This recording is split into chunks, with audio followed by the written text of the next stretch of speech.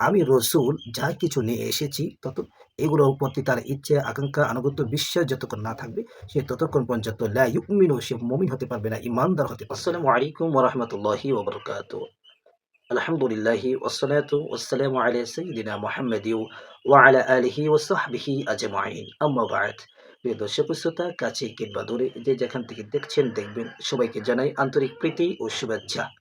আজকে আমরা ইমাম নববীর ৪০টি হাদিসের আজকে আমরা প্রায় ৪১টি নাম্বার, প্রায় ৪২টি হাদিসের মধ্যে আমরা ৪১ নম্বর হাদিস নিয়ে আলোচনা করব।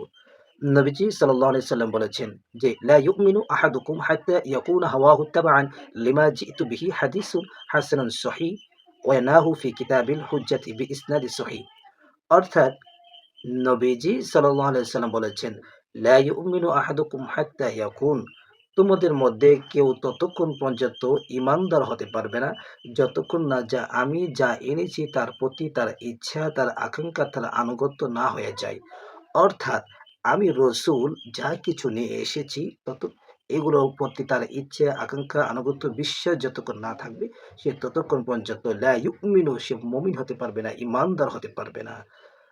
আসুন আল্লাহ সুবহানাহু ওয়া তাআলার হাবিব যা কিছু নিয়ে এসেছে আমাদের জন্য, আমরা এগুলোর প্রতি বিশ্বাস রেখে এগুলোর প্রতি আমল করি। আল্লাহ পাক আমাদেরকে সেই তৌফিক দান করুক। আসসালামু আলাইকুম ওয়া রাহমাতুল্লাহ।